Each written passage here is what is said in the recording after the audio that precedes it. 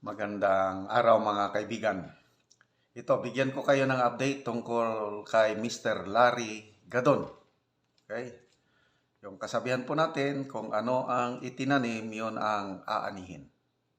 Ito, nagtanim ng hindi maganda si Mr. Larry Gadon. Ngayon, inaani niya. Dumating sa kanya ang bad karma. Kasi yung karma, dalawa yan. Good or bad karma lang yan. Okay. Sa GMA News Online.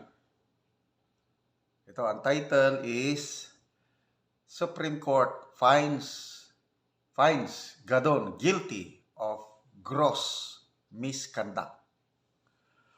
Supreme Court na ito and ang decision is unanimous. Yung in-bank decision. Lahat ng members ng Korte Suprema nag-agree na guilty si excuse me.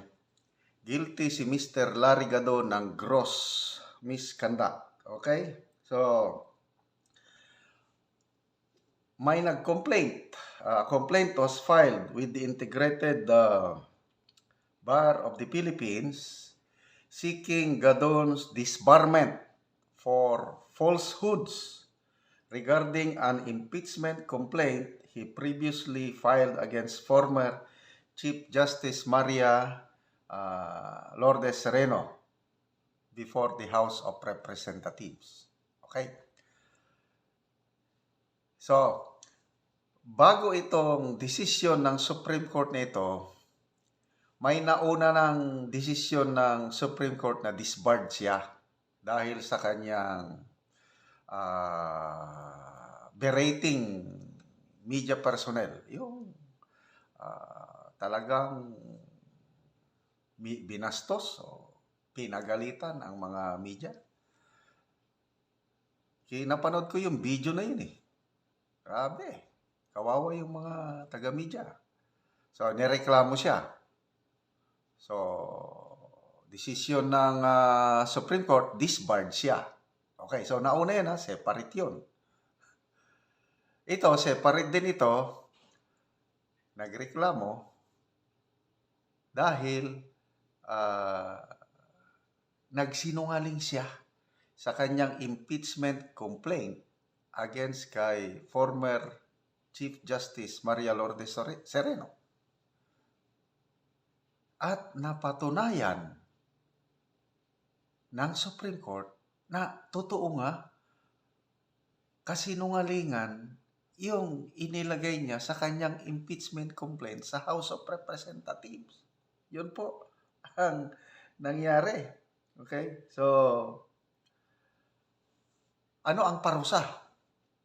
Ang parusa niya is disbarment. Itong gross misconduct na guilty verdict, disbarment. Kailan, nauna naman yung disbarment niya dahil sa kanyang pagberate o pagbastos sa mga media. So, hindi na mag-apply yung disbarment dahil tapos na eh. Kailan ito? Yung una niyang disbarment, pwede sana siyang pwede pang mag-appeal, pwede pang after some period of time, pwede pa siyang judicial, may tawag yan eh.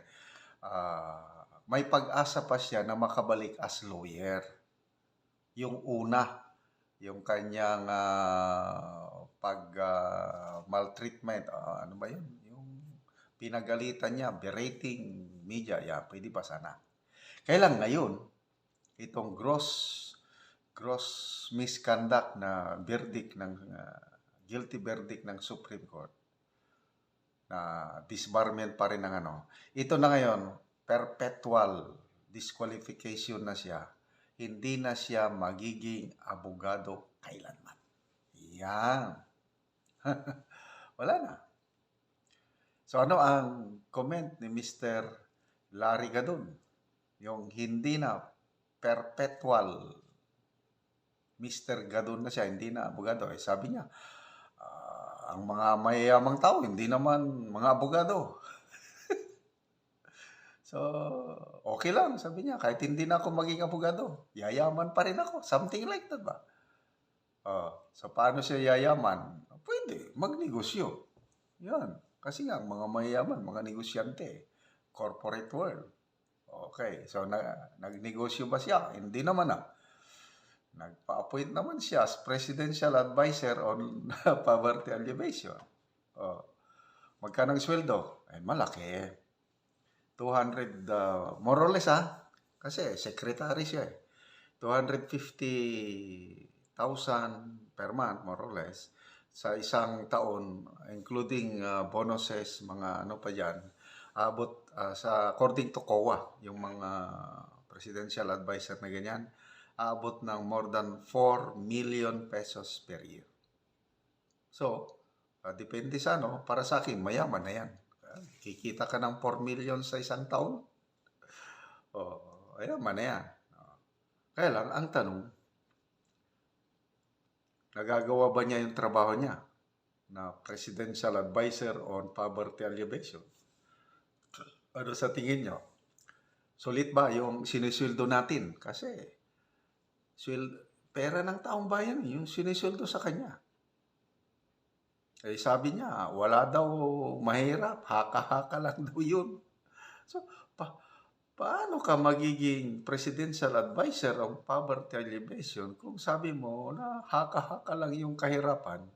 Wala daw mahirap dahil palaging puno daw ang Jollibee, McDonald's. Grabe ang... isa lang masasabi ko. Mr. Gadon should have not been appointed as yung wala siyang Kaya nung inappoint siya, when was that? Wala, ang daming batikos. Ito na yung isang pinakapalpak na appointee ng PBBM admin yung Gadon na yan. Ang daming bumatikos. Kasi nung una, previous presidents, may mga ganyan na presidential advisor on poverty alleviation. At nakikita ko, may track record. Sino ba yung Jing Deles? Something like that. Basta, talagang proper. Bago sila na-appoint na presidential advisor on poverty alleviation, tumutulong na sa mga pobre. Okay yun. At itong si Gadon, ano ang kanyang track record sa poverty alleviation? Meron ba? Yung dikit lang siya sa first family. So, ito yung mga pangit na nangyari sa gobyernong ito. Yung ang ina-appoint, yung pinagkautangan. Hindi. Kung nanatili pa si Attorney Vic na AS, I'm sure hindi ma-appoint yan si Mr. Larry Gadon. Yan nga, kaya napilitang mag-resign si Atty. Vic dahil sa mga appointment. May nakikialam Diyan tayo nagkaloko-loko. Kaya kung Atty. Vic at presidente lang, kung yung teamwork nila, ang ganda sana ang resulta. Kaya lang, may nakialam. Alam nyo na sino yung nakialam. Dahil sa pakikialam ng isang tao, wala. Nagkadipo-dipo, problema na tayo. Kaya yan, Mr. Larry Gadon na yan na walang... Ano bang nagawa ni Mr. Larry Gadon? Wala akong alam Ano bang naitulong niya sa mga pobre? Meron ba? Kaya lugi ang taong bayan sa kanyang appointment as presidential advisor. May naitulong siya, may nagawa siya. Kaya lang, hindi sa taong bayan. Kasi lumalabas, sumisip-sip siya Paano siya sumisip-sip? Yung proposal niya, sinabmit sa Senado at saka sa Kamara, yung charter change, political amendments. Yun ang naitulong niya. Pasalamat niya sa nag-appoint sa kanya. Ano daw? I-extend ang termino ng mga local officials. Ano pa? Baguhin na ang sistema ng gobyerno from presidential to parliamentary. Yun na, para may prime minister na. Yun ang kanyang number one na ginawa. Kailang hindi makikinabang ang taong bayan, kundi ang makikinabang yung nag-appoint sa kanya. Yon ang nagawa ni Mr. Larry Gadon na lesson learned. Watch out for our actions, words, kung ano ang itinanim. Yun po ang aanihin. Magtanim ka ng mabuti, aani ka ng mabuti. Magtanim ka ng masama, aani ka ng masama. So, ang karma pa, may good and bad karma. Kaya ito kay Mr. Larry Gadon, this is bad karma. Sana huwag tayong matulad kay Mr. Larry Gadon.